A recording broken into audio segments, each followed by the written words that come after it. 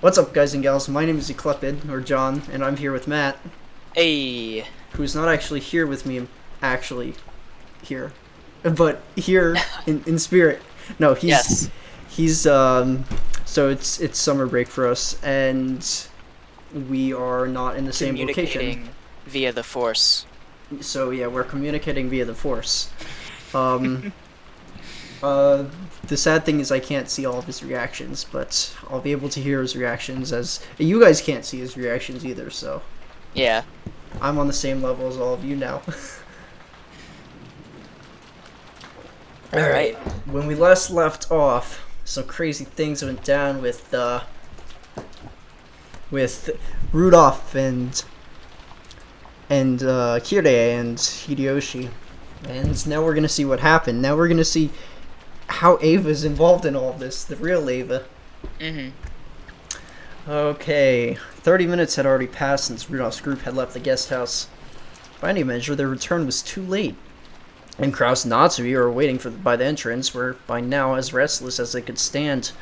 The chain was set on the door. That was a precaution in the event that Rudolph's group was attacked and the master key was stolen from them. For that reason, they needed to wait by the entrance like this so that the others could return.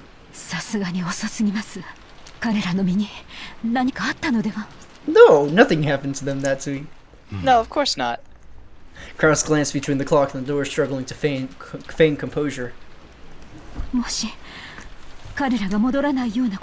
辛い想像だが、その覚悟を始めた方が良さそう。やはり不用心だったんだ。私はそうだと申し上げました。なぜ彼らはこれほどの危険を承知で外に。Hey, they needed to get your headache medicine. 愚かなことです。ローザさんが襲われたばかりだというのに、なぜに外へ。それを言っても始まらん。とにかくこれでゲストハウスに大人は3人。私と夏希。そして高熱で寝込んでいるエヴァだけだ。At that time, there was the forceful sound from the hallway of a door being opened and Ava's shrieking voice. Oh no. That voice kept calling Hideyoshi's name. It seemed as though the high fever had given her a bad dream or something, and now she was calling her husband's name. Eva-san, どうしましたか? 大丈夫ですか? うちの人はどこ? うちの人がいないの. ずっと一緒にいるって約束してくれたのに. ずっと手を握ってくれてるって約束したのに. Kraus was taken aback by this attitude of hers, which she had never shown in front of him before, but Natsui understood her feelings. 落ち着いて。秀吉さんはルドルフさんたちと一緒に今表へ出ています。表へ？どうしてよ。私とずっと一緒にいてくれるって約束したのに。どうして表になんか行ってるの？表へ出てはダメ。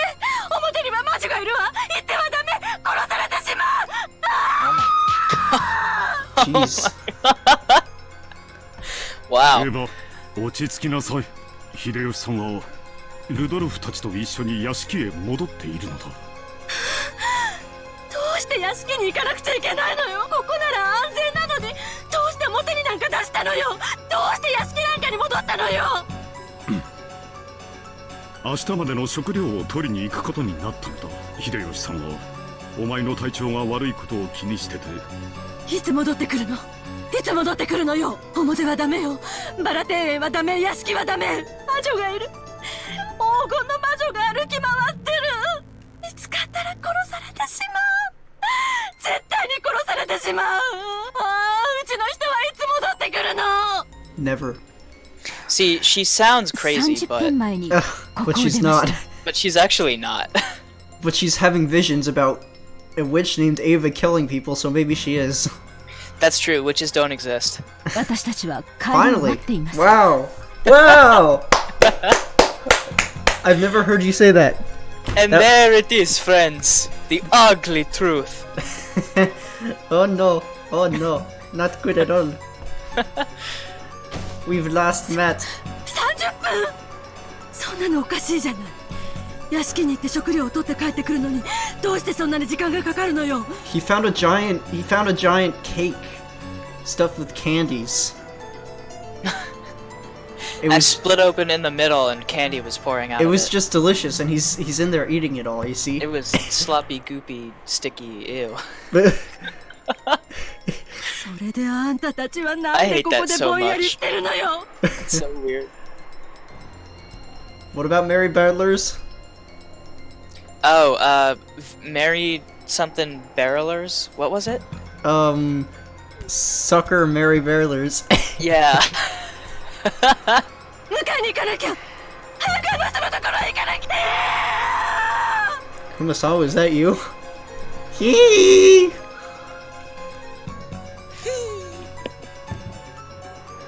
Ava had probably had a quite nightmare. And after waking up and discovering that it still wasn't over, she could no longer hide her confusion. Natsui tried calming her down, but it only made Ava's emotions explode all the more. Maybe they had heard the disturbance. The lobby door opened slightly, and Bedler and the kids, who should have been upstairs, poked their faces out. Kraus, Natsui, Ava, and Battler, George, Jessica, Nanjo. Everyone in the guest house was gathered by the entrance and understood the current situation. 母さんの意見に同感だよ。父さんたちの様子を確かめに行くべきだ。まあ、そうだな。荷物が大きくなって手間取ってる可能性だってあるぜ。人手は歓迎のはずさ。ローザさんが襲われてすぐですぞ。二次遭難の可能性もあります。ここは一つ慎重に。バカを言わないで。慎重に何よ。助けを求めてるかもしれない主人を見殺しにしろというの。私が様子を見に行くわ。臆病者はここで待っていなさい。 Wow. Looking agitated, Ava raised her gun. Judging by her expression, it would be useless for anyone to try and stop her. George, who realized that first, raised his head. 僕も行こう。バトラ君も来るだろう。人数が多い方がいい。おう、エヴァおばさん。来るなって言ったってついてくぜ。私も行くよ。私だけ安全なところに隠れてなんかいられないぜ。ジェシカは出てはなりません。ここに私といるのです。 Yep. 良いですね。 She was essentially implying that those three had already been killed anyway, so it was pointless to go outside. Natsui also realized that she had made a deep gouge in Ava's heart, but she said those words as strongly as Jessica's mother. そうね。それがいいでしょうね。兄さんたち一家はゲストハウスで留守番してて。これはうちの家族とバトラ君の家族の問題よ。あと南條先生も来てもらえるかしら。万が一のこともあるかもしれないから。 I do like Ava taking charge here. I do too, even though she's shook right now. Yeah, just a little bit.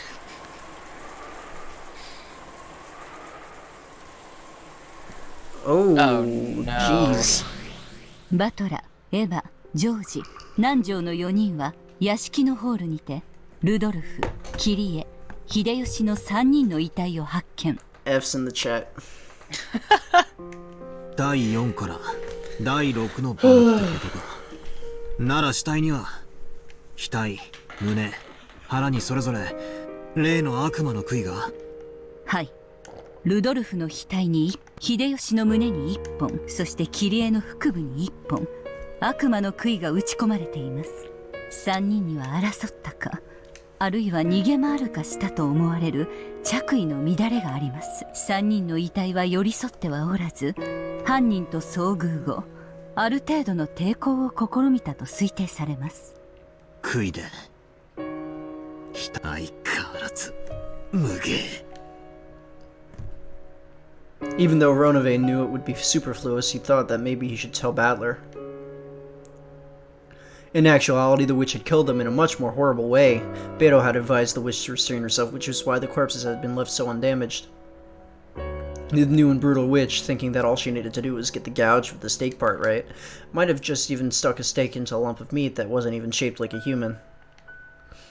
Rosa and Maria's corpses would have probably been especially striking. If they had been killed as the Golden Witch had wished, just how gruesome would the exposed corpses have been? Beto had changed into that kind of killing so that Battler would have called still better. Huh? Beto changed that into a kind of killing that Battler would have called still better. Yeah. Still better than, I guess... Better than the way that Ava Beatrice had been yeah. playing with them. Wanting to have Beato's small bit of thoughtfulness appreciated, he thought of telling Battler about that. But for Battler, that might do more harm than good. To humans, the gap of being alive and being dead is very large.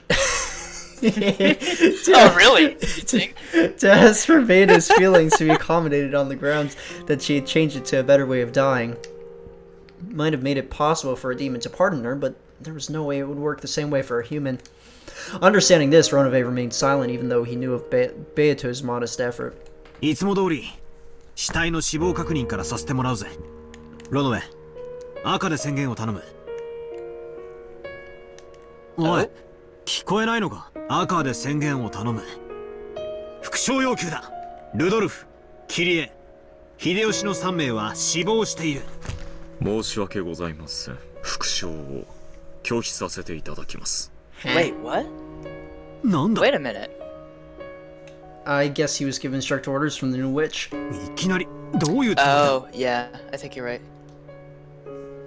By now, proclaiming the death of the victims in right was almost a given in this battle. Refusing to do that was almost like losing by default. So when Ronove declined it as his first move, Battler was dumbfounded. 申し訳ございません。私めのお嬢様の代行者である資格をこれをもって返上させていただきます。Yo! He doesn't stand for this brutality. Man just resigned. よって、 That's a big deal. 私にはそれを赤で復唱することができません。それを復唱する資格があるのはお嬢様ただ一人だけでございます。お嬢様。正しい言い分です。ロノウェはベアト側の代行者でしかありません。Oh, that's right. Beato's still the one in charge for battling here. So I guess he's trying to get Beato to talk to Battler, or Battler to talk to Beato. Oh, does he not? I thought he fell under the purview of Little Ava now. Yeah, Not but Beato. but little Ava isn't in the 40 world that they're in. Oh, that's right. She's a piece. She's She's piece. not a. She's not a Okay, player. I see.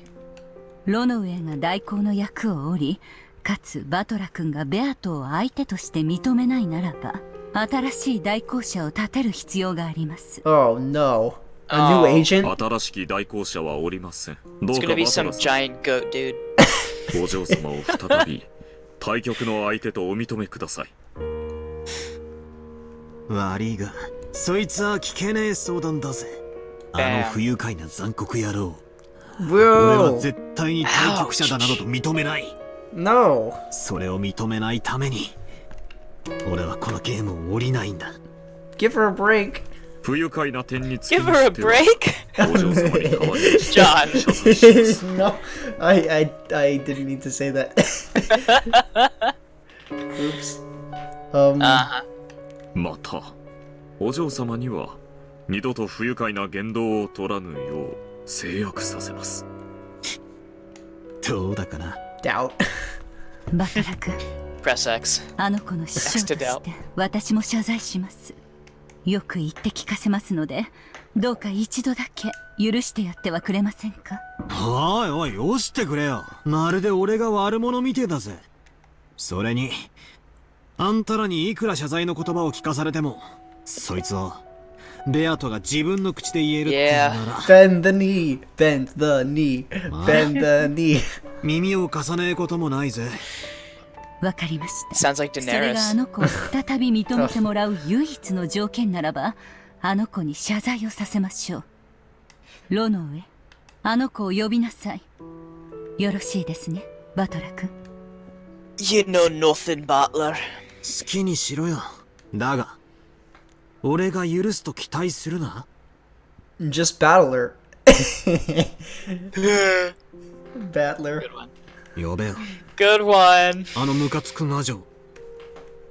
ありがとうございま I'm す。 still surprised. I'm still like confused by his name. Like, why is he named Battler? Because he's a battler. Because he's battling. I guess so. Hey, whatever works, right? Is someone that battles called a battler? I don't think battler is actually a real word. Like, I don't think you would call someone a battler. They would be like a warrior or like a fighter. Not a battler? You know? I don't think a battler is actually a thing. You don't think a battler is a thing. A battler is a person who battles or fights. A person that refuses to admit defeat in the face of difficulty. I guess it is a word. Oh, okay. It's an Australian colloquialism, or however you pronounce that word. Colloquialism? Yeah, referring to ordinary or working class individuals who persevere through their commitments despite adversity. Wow, wow. Okay. Well, that, I mean, fits with the theme quite Yep. well. ただいまお呼びいたします。お嬢様、バトラ様がお呼びでございます。 She gonna be all pouty? Yeah. After a few heartbeats, gold butterflies gathered together in midair and created Beto's new form. It was much more docile than the way she had appeared before now. 呼んだかロノウェ。話は聞いていたはずですよ。あなたの口から何か言うことはありますか？ It looked as though Beto shrunk slightly under Battler's cold gaze. Several times Beto made an effort to get the words out of her mouth, but that didn't work so well, and she was just as awkward as someone trying to light a match during a freezing winter with frozen hands. Even as she did that, the game board was proceeding. In the hall, they had just found the bodies of the new victims and had broken down crying. Jeez. Oh, are they switching over? Yep. Oh boy.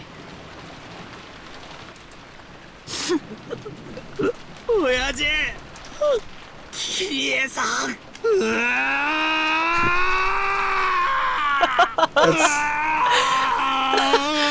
feel so bad, but it's at the same time it's So funny. I can't take him seriously when he does that. Aww. Aw, Ava. You know, it's not just I don't think it's just the characters their expressions that they give off, but I think it has to do more with what they're how they sound plus the text. I feel like if the text wasn't this overly exaggerated, it wouldn't be so hilarious. Yeah. I wonder if it's this exaggerated in the original Japanese, like... Huh. I wonder if that's like a translation thing. Do we have in the configs? I wonder if there's a way we can Switch the language? Oh, Russian. Oh, we can switch the language, but to Russian. Well, that doesn't quite help, but... Skip Rush B. 母さんしっかりして僕だって悔しい悲しい Crushed. Who else is crushed? Well, him. I was thinking Rosa in a bed of jello. Too soon, man. Too soon. But not actually. And you're the killer, Nanjo. Yeah, Nanjo's the culprit. Or at least an accomplice. He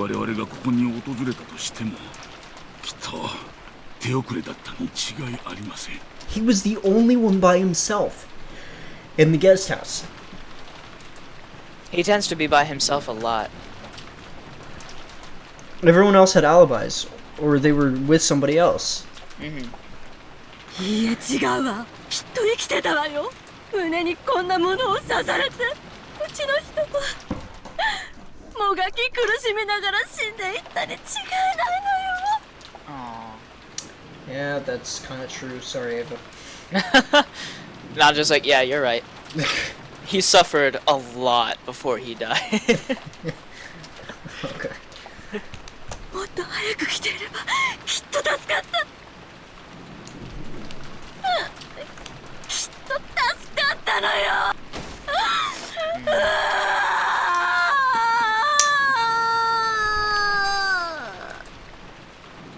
バトラ君も辛いだろうけどしっかり大丈夫だよ大丈夫だぜ兄貴 I don't think that looks fine, but okay. Nah. もうちょっとだけ泣かせてくれ俺が一番マシなんだ俺が一番悲しくないはずなんだ。だからもうちょっとだけ泣いたら大丈夫だから。 Wait, what does he mean compared to you people? He just lost his mom and his dad. Who he hadn't seen in 6 years. So that's probably what he Oh, means. yeah, that's true. That そんなことない that よ。 distance and length probably. Mm-hmm. 両親を失った心の痛みはよくわかる。僕には母さんがまだいる。バトラ君よりはるかにマシだ。いや違うぜ。ジョージの兄貴が一番辛いはずなんだ。分かってんだよ。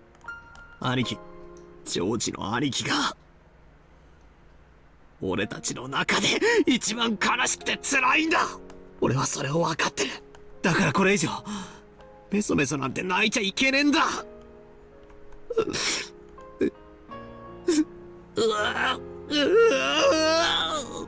どうして僕の方が辛いなんて。俺にとっちゃ親父もキリエさんも成人して独り立ちしたらいつかは別れる人間さ。親である以上子供より先に死ぬのは宿命だ。それが少し早くなっちまっただけの話だぜ。だが兄貴は違うぜ。いつか別れる親だけじゃない。これからの人生をずっと一緒に生きていくはずの Oh, Shannon. Mm-hmm. シャノン I ちゃん forgot も about her. 失ったんじゃないかよ。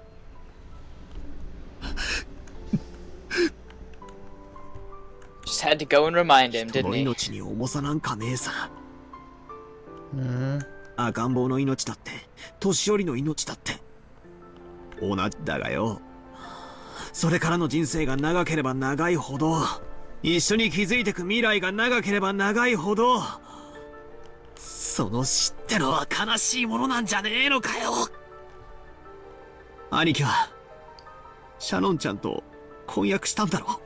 これからの人生と家庭を一緒に築いていこうって約束したんだろ。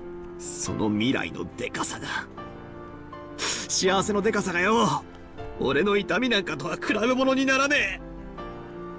だから兄貴はもっともっと泣いても許されるはずなんだ。なのに俺たちいとこの兄貴格だからって無理に冷静を装って。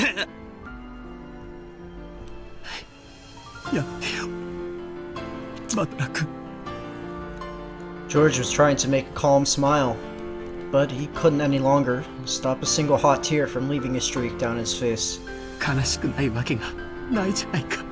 僕はシャノンと一緒にたくさんの未来を思い描き合ったさ。きっと100年の人生では叶えきれないくらいの夢を語り合ったさ。その夢の一番最初の籍を入れることさえ叶えられなくて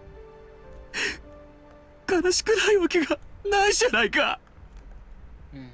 それに比べたら俺なんかだから俺にはこれ以上泣く資格なんかねえんだ。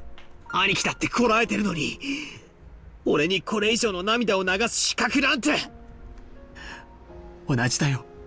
親しい人を失えば悲しいのは僕もバトラ君も同じだよ。だからバトラ君が僕より涙を流してはいけないなんてルールはない。そして僕だってもうこれ以上涙をこらえなければならないなんてルール。兄貴兄貴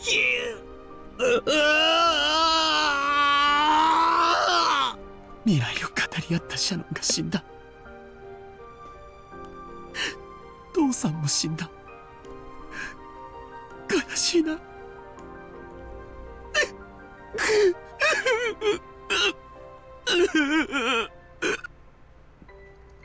As Battler and George tightly hugged each other, they cried a waterfall of tears over each other's shoulders for the people important to them. Putting on a show for Beato. どうして俺がジョージの兄貴が一番辛いって言ったか。聞いていたからわかる。その後の人生を共にする時間の長さに悲しみは比例するとな。もちろんそれだけじゃ測れねえけどな。俺たち人間はお前ら魔女とは違う生きてから死ぬまでという有限の時間をその力の限り生きている。それをないがしろにする奴は許す。ましてや嘲笑いもて遊ぶような奴は絶対に許せない。お前のような死の概念もめちゃくちゃな奴には理解もできねえだろうがよ。これから生きる時間の長さだけじゃない、一生懸命に生きている奴の人生を嘲笑うこと、これが一番俺には許せねえんだ。ジョージの兄貴はがむしゃらに頑張って人生を生きてた。シャノンちゃんと結婚するために悲壮な覚悟をしてこの日に臨んでいたはずなんだ。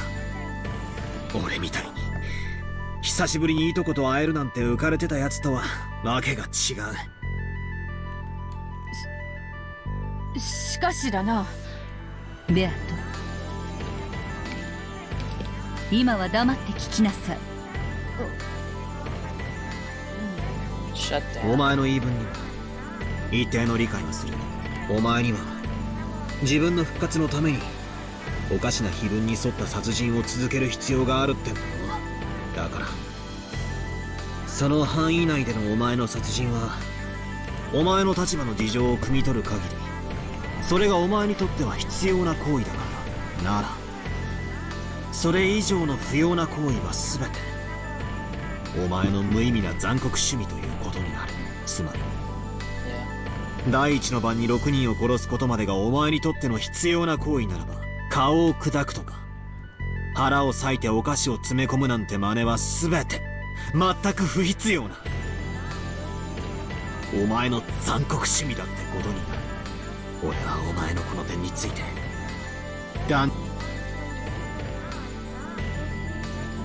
お前はローザおばさんがひどい殺され方を繰り返された時結局は最後には生き返らせるのだからみたいなことを言ったそうだな。バルギリアに聞いてるぜ。それはまあ最後には生き返るなら何度殺してもいいという考えは命をもてあそぶだけの全く不必要な行為ではないのか。殺すなら人思いに殺せ。もてあそぶな。殺さないならいたぶるな。お前は人の命を自在に操れるのをいいことに命の尊厳を忘れてしまった。だから俺は認められない。命の重みをそして失った時の悲しみを知らない奴を。無限の魔法が邪法と言われるゆえんです。無限の魔女に有限の概念はない。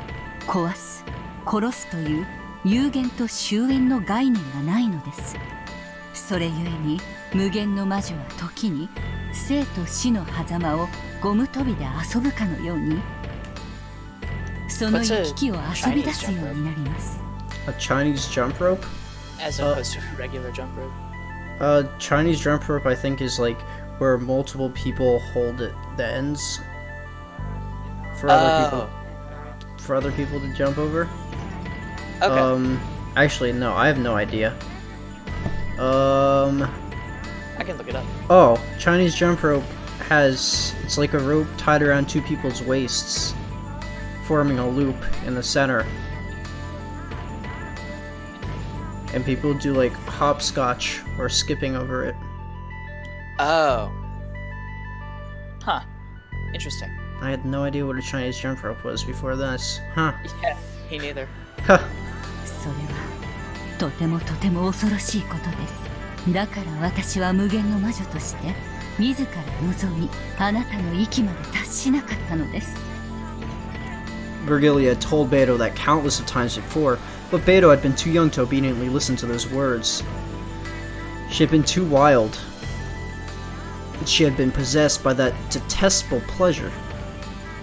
壺を割ってはならぬと言われてきた。でもだからこそいつか割ってみたいと思っていた。そして無限の魔法を得ていくら壊しても好きわらわは壺を壊すことがこれほどまでに楽しかったのかと。それを禁忌の蜜と呼びます。人はその中身に惹かれるのではない、それを封ずる錠前に惹かれるのです。実に嘆かわしいことです。ワルギリアに聞きたい。無限の魔法なんてものがどうしてあるんだ。それは何のためにこの世にあるんだ。無限の魔法に限らず、魔法は全て人の世に幸福をもたらすために存在するのです。今さらバトラ君には信じがたいでしょうが、私たち魔女は人の世に恵みを与えるために人と人ならざる者たちとの架け橋になるべく、死者を繰り返し蘇らせ何度もいじめ殺すことで大切な形見の壺が割れてしまった時、それを直すことで誰もが笑顔を取り戻すならば、私は何度でも魔法にて直すでしょう。しかしそれは壊すために直すのではありません。人に幸福を与えるために蘇らせるのです。だとしたらベアト、お前は無限の魔女。今俺は漠然と思ったことがある。どうして俺がお前とこんなおかしなゲームを延々と続けてるのかな。これは俺を屈服させるためのゲームじゃない。お前が本当の意味で無限の魔女に認められるための試験ではないのかってな。知らぬわ。はわらわがそなたにゲームを申し込んでいるのは単なる暇つぶしだ。誰の思惑でもないわ。俺は今ワルギリアからの魔女の定義を聞いた。それによるならばベアト、お前は魔女ですらない。その修行の途中で自らの力を誤解した見習いってことになる。これは魔女と人間の戦いのはずならば、魔女でないお前に俺の相手としての資格はない。 Oof. But she わか still る。 is, right? わらわは Can that まだ change? 見習い I don't think 不 so. 正だと申すか。ならばわらわはいつそなたの対戦相手だ Now she's と再 crying. び認めら Oh, れるの she's か。 crying. いつこのゲームを再開できるというのか。 What is going さ on あ here? な、それは少なくとも今じゃない。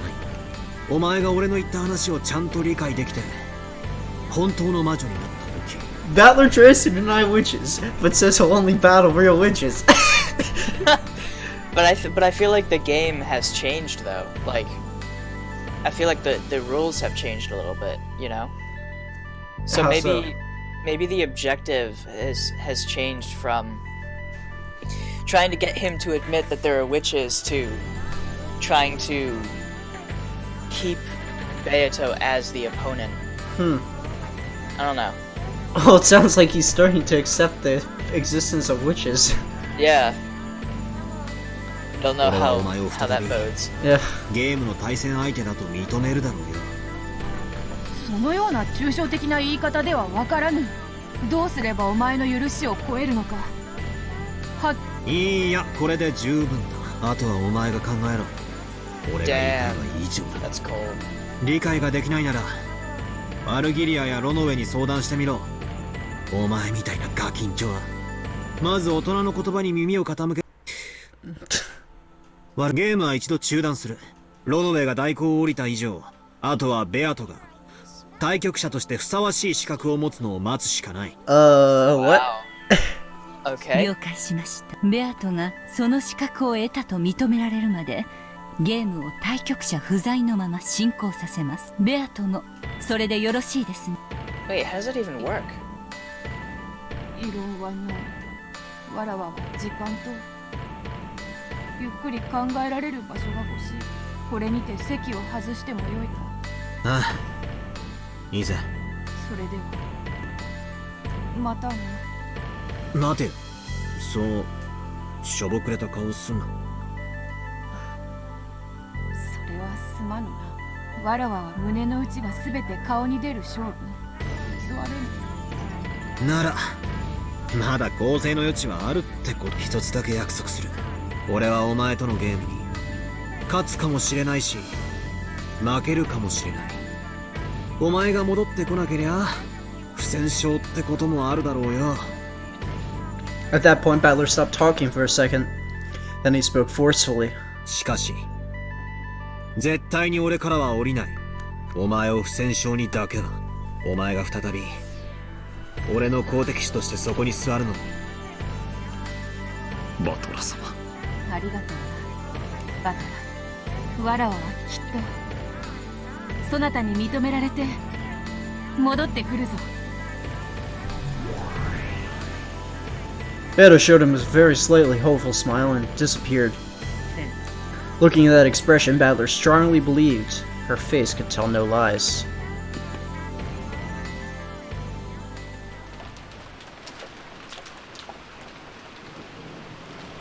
Back to the board. Yeah. The 7 survivors returned to the guest house once again. Guest house. By now it was clear that those who went outside would not be able to return alive. Dun dun dun! Rudolph's group had gone out holding 2 guns and 1 master key.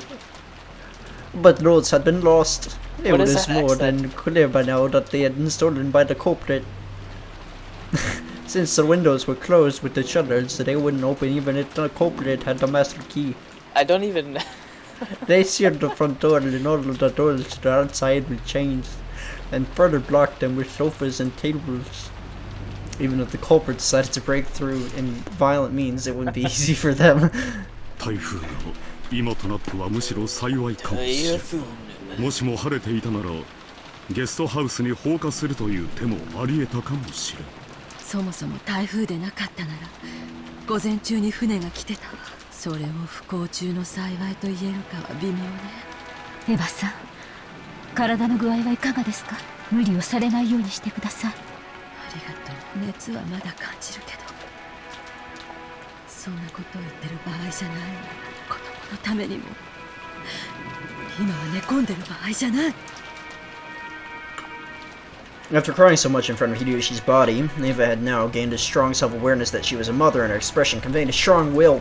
Actually, her fever hadn't gone down, and she was aware of that. Whenever she wasn't galvanizing herself, she felt the fever starting to make her mind hazy again. By this point, the first floor was the final line of defense made by Kraus, Natsu, and Eva.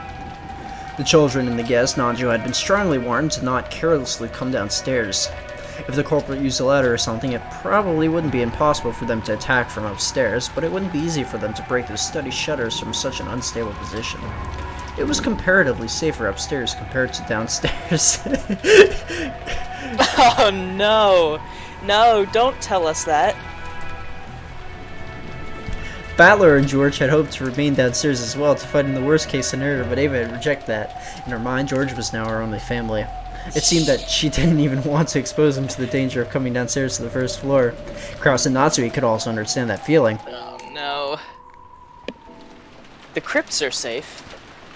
The crypts are always safe. They're the safest place in the castle. A great deal of time had now passed since they had once again barricaded themselves in.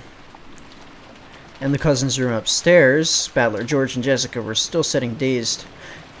Their ears not even registering, the TV had been left on. For a while, Nanjo had been with them and had tried to send them words to cheer them up, but when he realized that he might actually be killing them, he disappeared into his own upstairs room. George kept looking dazedly at the photographs inserted in his notebook. They were of Nanjo murdering people. Nice. Shannon's happy smile was contained in those photographs.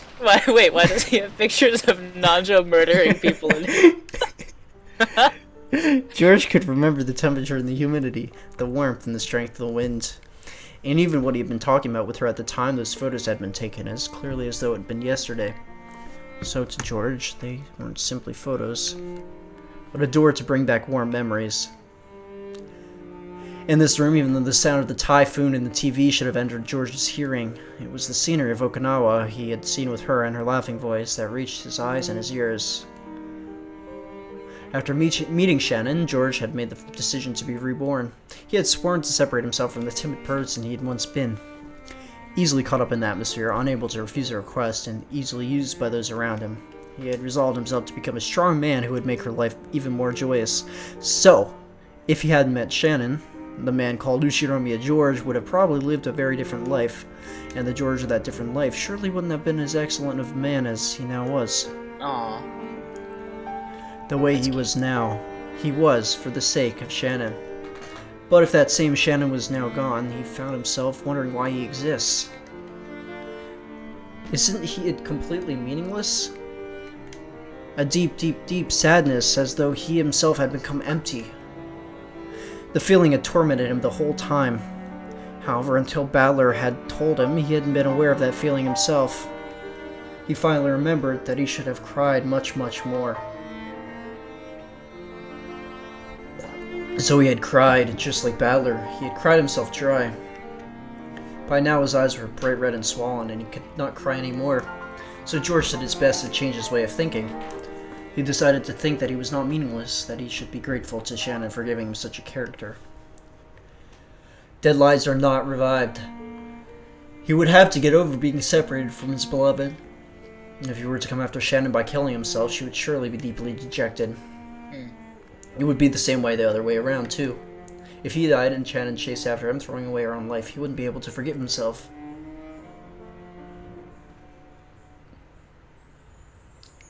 So, he chose to surpass his emotions of sadness and anger, and decided to thank her.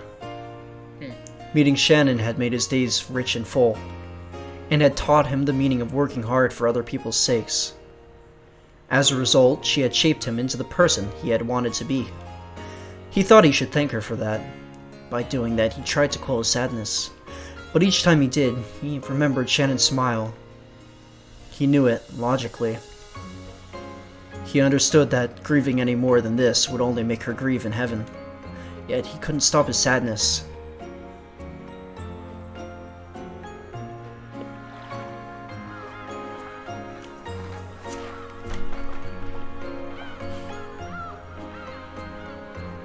We going into flashback mode?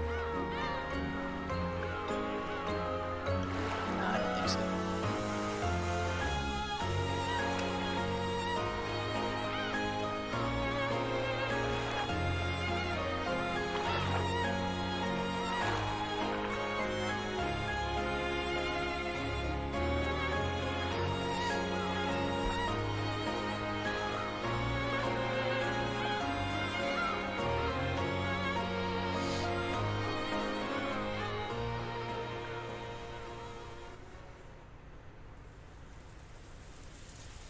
なんで人が死ぬってのはよ、こんなに悲しいんだろうな。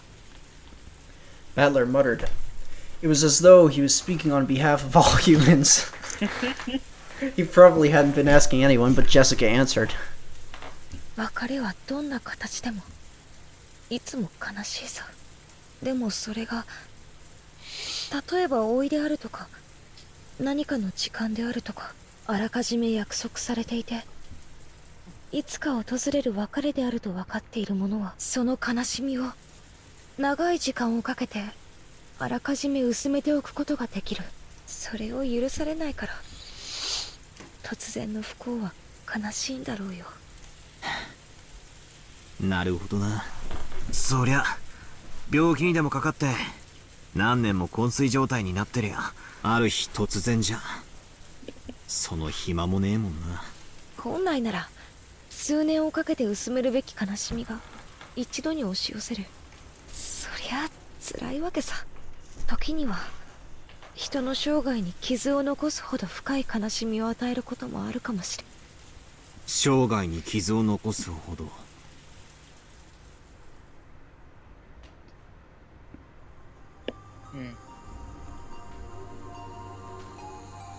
じいさまのオカルト趣味もさ、そう囁かれてたんだよな。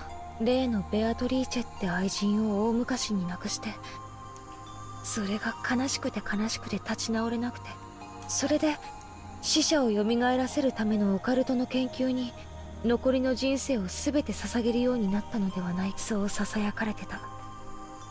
だとしたらじいさまは最後の土壇場でその奇跡を成し遂げたな。犯人は蘇ったベアトリーチェでじいさまは殺される瞬間に再会できたってことになるぜ。自分で蘇らせてそれに殺されるとは皮肉な話さ。それでもおじい様は会えたんだろうね。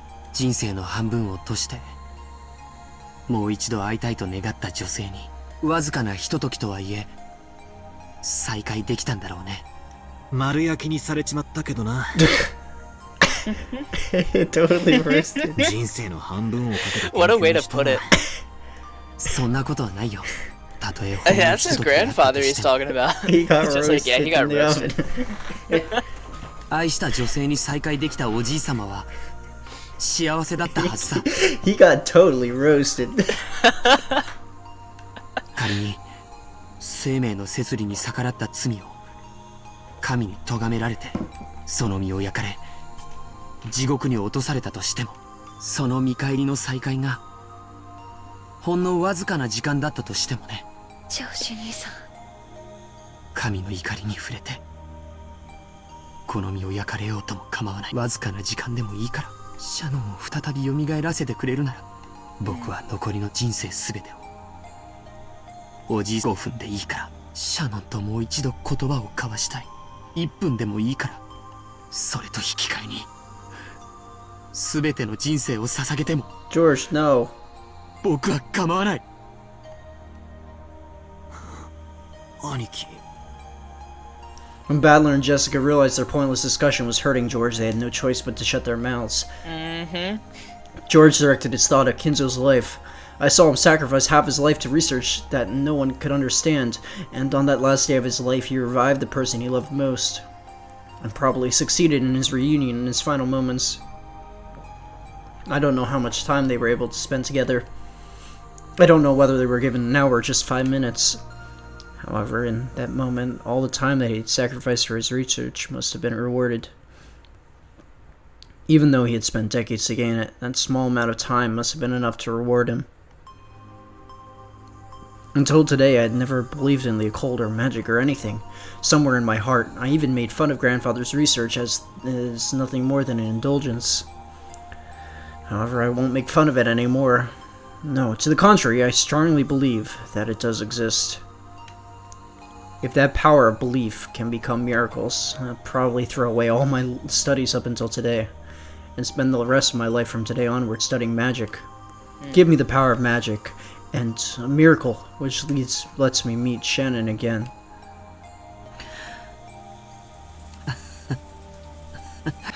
ごめんよみんな。僕もどうかしてる。魔法で死者が蘇るくらいだったら世界中の人々が魔法を学ぶだろうね。でも現実にはそんなことはない。誰も学ばない。死者が魔法では蘇らないって知って。ごめんよ、妙なことを言い出して。僕のせいでおかしな空気になっちゃったね。みんなだって辛いだろうに。気を使わせてごめん。Even though I did it to divert myself from my sadness, maybe I did say something strange. If I keep talking about something so weird, I'm sure it won't hear their sadness.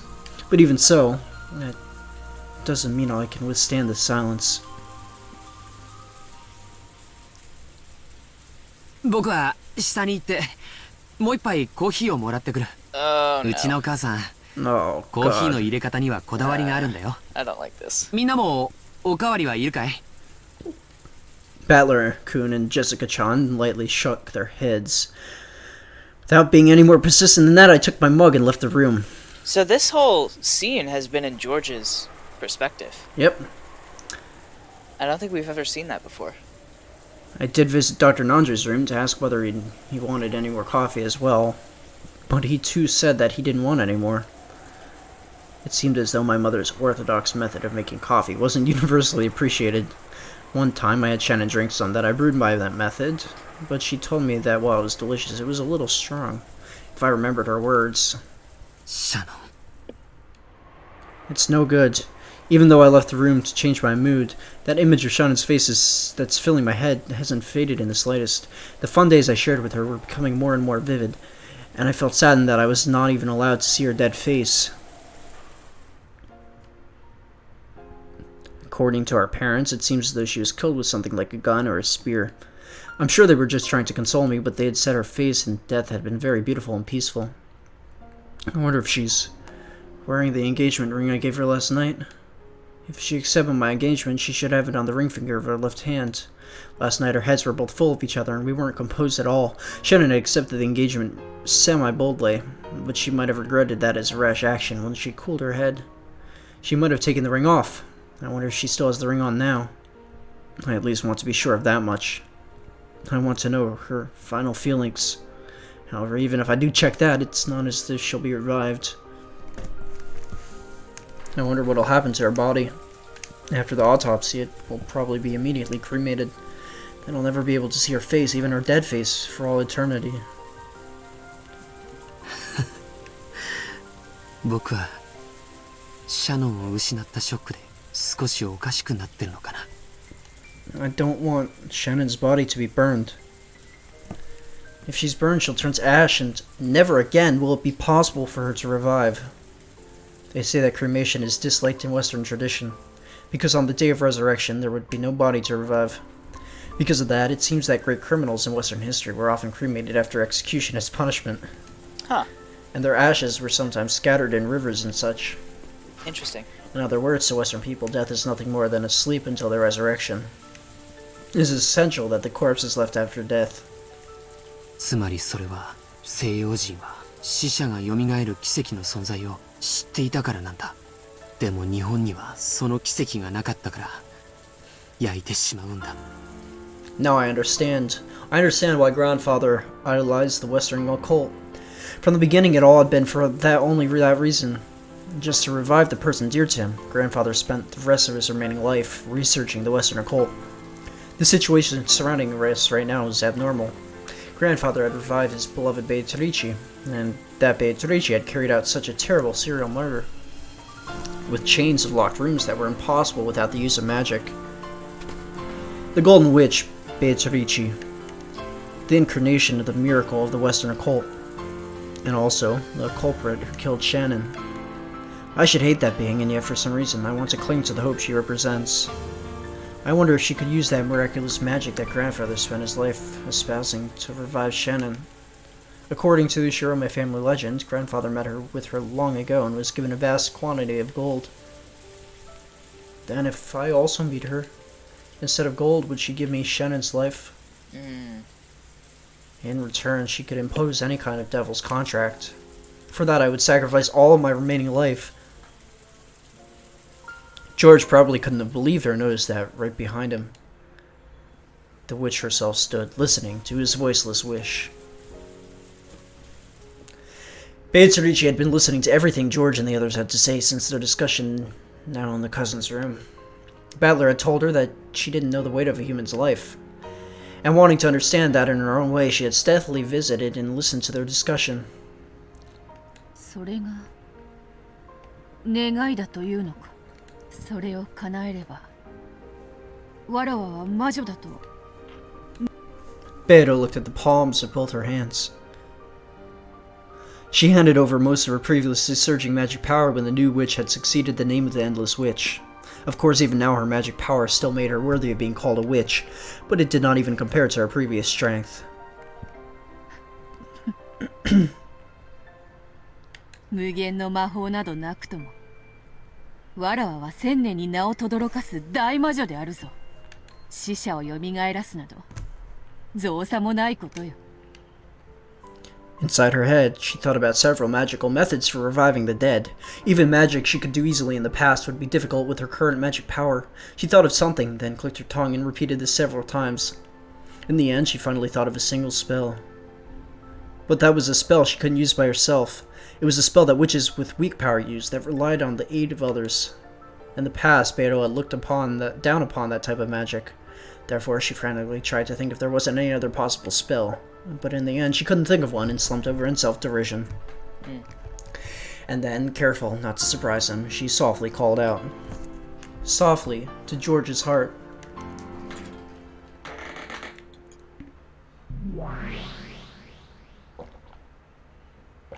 後ろ宮ジョージ、わらわの声が聞こえる。聞こえるとも。あなたは誰だい？本当に魔女のベアトリーチェ、それとも僕の悲しみが生んだ幻想なのか。もしも前者だったなら、僕の願いを聞いてほしい。そして後者なら、僕をそっとしておいてほしい。 Conversations in the world of the mind are a lot like those in a dream. When you dream, haven't you ever had the experience of casually accepting something that would have been absurd in the real world? The conversation in this world was like that. So even though a witch appeared and started talking to George, he was not surprised. わらわの黄金の魔女ベアトリーチェである。本来わらわとそなたこうしかしそなたがわらわのことを強く意識し、こうして互いのチャンネルを合わせることができる。シャノンを殺したのがあなたなのか。あなたを名乗る何者かの仕業なのか。ただあなたが本当の魔女として存在しているならば、どんな対価にも応じる。僕の命を望むなら今すぐに捧げてもいい。どうかシャノンを生き返らせてほしい。それが無理ならせめてわずかの間話をさせてくれるだけでもいい。お願いだ。対価はいらぬ。その願い。本当にシャノンを。だが反言の魔法を扱うにはいい。だからそなたの手を借りねばならない。僕にできることならそれが僕の心臓を今すぐこの場で取り出すことであったとしても、 Well, actually... 僕は躊躇しない。 well, actually... Now that you mention it... そんなものいらぬという。わらわは魔法を唱え、さすれば冥府の扉に。だが今のわらわにはその隙間よりシャノンの魂を連れ出せるほどの力はない。しかしシャノンのことを強く思うそなたがその思いを魔力に変えて彼女の魂を必ずや連れ戻せるだろう。どうだ、 Really? わらわを手伝うか。手伝うとも。シャノンの命が蘇るなら僕は何を失うことも恐れない。 George's fist shook in silence. Then he slowly regained consciousness. He had been absent-mindedly standing near the window of the hall the whole time, his mug still in his hand. And the witch from his dream was still there. そんな夢じゃ。静かにせよ。今のわらわはとても脆い。この上さらに他の人間まで現れたらそなたの願いは叶えるから。今よい That's weird. George covered his mouth with both hands, forcefully nodding several times. As he did, he almost dropped the mug he was holding. George frantically juggled it around and caught it. He was afraid that if it fell to the floor and made a loud sound, the witch's form might disappear like a bubble popping. He softly set the mug on the floor and stared once again at the witch in front of him. Her form didn't disappear. It wasn't a dream. さあ、シャノンが眠る客室へ行くぞ。そなたの思いの力にて彼女の魂を連れ戻すのだ。行くってどうやって。下には母さんたちがいる。表へ出るのを許してくれるわけがない。それにあなたはさっき他の人間が現れたら姿を保てないと言わなかったかい。そういえばそうだった What, are they gonna jump out the window? な。下にはクラウスたち I が don't know. それでは確かに下へ降りられぬな。ならば Maybe. 1階へ降りずに屋敷へ行けばいいではないか。 Yo! 簡単な話よ。 Is she gonna teleport them? Vader laughed as though she had thought of a pleasant prank.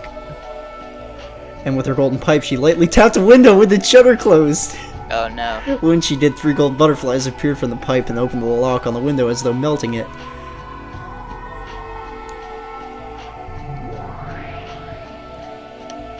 The window was open without a sound.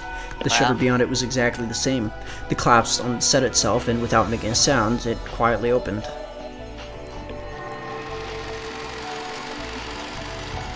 The window opened, exposing the rain and the wind outside the mansion. Perhaps because of the direction or something related to the construction of the building, the wind did not blow inside. Because of that, for a while, George felt as though this entrance opening to the outside was a dream or an illusion, and he couldn't accept it as real. さあ行くぞ。ついてまいる。 Beto gently floated upwards. It was natural action, like that of a diver enjoying an underwater stroll. It made easy to believe that if you acted like she did, you too might be able to float in the sky just as though you were swimming in the water. No, George did believe that. So without thinking, just as she had done also, he gently, as though swimming in the water, he moved his feet. What? ほう。やるではない They're flying. わらわが説明するよりも早く空を舞うことを覚えたか。 George was shocked to find himself floating and made her like he was swimming. Of course, Beta was also shocked that George, who should have been unacquainted with magic, hadn't learned how to do that just by instinct. 空が飛べるなんて泳げるなんて。理屈を考えてはならぬ。それが自然なことであると受け入れる。ニュートンとかアインシュタインとか人間たちの競技を思い出してはならぬぞ。特に高き空を飛んでいる時は墜落する未熟な魔女も時におる。あるがままを、あるがままを。 George repeated those words over and over. He must not deny magic, no matter what. And then George plummeted to the ground.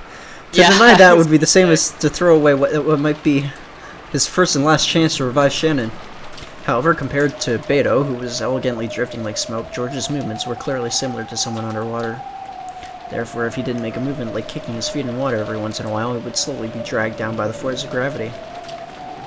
わらわが初めて空を舞った時よりは上出来であると。行くぞ。ついてまいる。 Beto beckoned to George and gently flew into the stormy sky. George flew out the window. It was just like a scene from a fairy tale. What is going on? The scene unfolded before George's eyes felt entirely like an extension of his dream. Probably is a dream.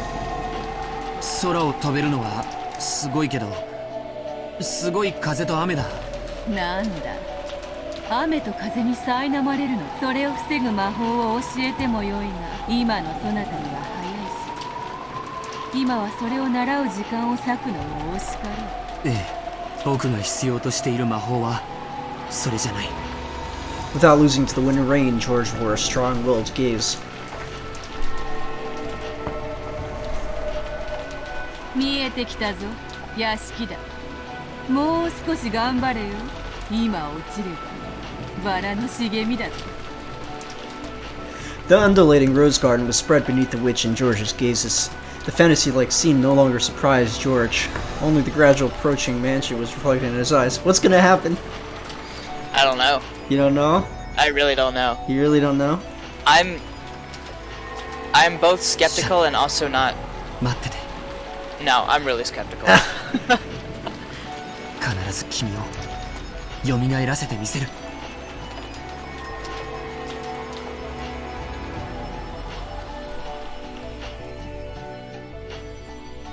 Why is she helping him?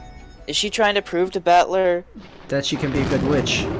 Yeah. Oh, god damn it. Of course. Meanwhile, the cruel new witch could be seen staring at the guest house from a different location. あと残すは第7第8の番だけね。あと2人で先代のババアの義理はおしまいだわ。クラウスと夏日を殺す。夫婦仲良くね。にひ標的はどうかにひゲストハウス1階ロビーにて標的2名と後ろ宮エヴァを捕捉。反魔法力測定。410へデータリンク。410データ受領。反魔法力は極めて小。エヴァさえ席を外せばまな板の上のマグロにアワビです。いかがしますか？大ベアトリーチェご命令をいただければすぐにも狙撃いたします。どうかご命令を。ほんとにあんたたちは便利な家具ね。死体をほじるしか能のない中古家具どもとは大違いだわねえ。シエスタしない？またあなたたちの手際を見 F's in the せてちょうだい。 Fs. 攻撃準備よ。死体はまた運び出してね。たっぷり遊んであげるんだから。S for 文句はな Lucifer. しよロノウェイ、はいかしこまりました It appears they haven't noticed George and Beatrice flying. Mm-hmm. At that time, the witch. At that time, the witch noticed something, as though some presents had disappeared. Was it her imagination? I was just saying she didn't notice anything. Yeah. 今何か気配を感じなかった？誰か感じた人いる？申し訳ありません。私は何も気づきませんでした。私たちゲストハウスを観測中でしたから周辺監視はオフにしてます。にひ。 What is Mihi? I don't understand. 何か気配感じた？ For just an instant, Lucifer sent a gaze at Renove, questioning whether she should answer honestly or not. Renove gave a small nod in response. いいえ申し訳ございませんベアトリーチェ様私たちは何も中古家具ゆえ愚鈍なことをお許しください The second-hand furniture notices more than the first-hand furniture. Apparently. そう大悪魔のあなたがそう言うならきっと私の気のせいなんでしょうね。 The witch stared persistently in the direction the presents had disappeared to. Interesting. That was the direction of the rose garden, and beyond that she could see the mansion's dark silhouette created by lightning. It took her quite some time before she pushed over her unsatisfied feelings, and once again turned to face the guest house. Guess the house. Dun dun dun! Glass break. Nice. And it is... Doesn't look like the time changes. 5:44 All right. on Sunday.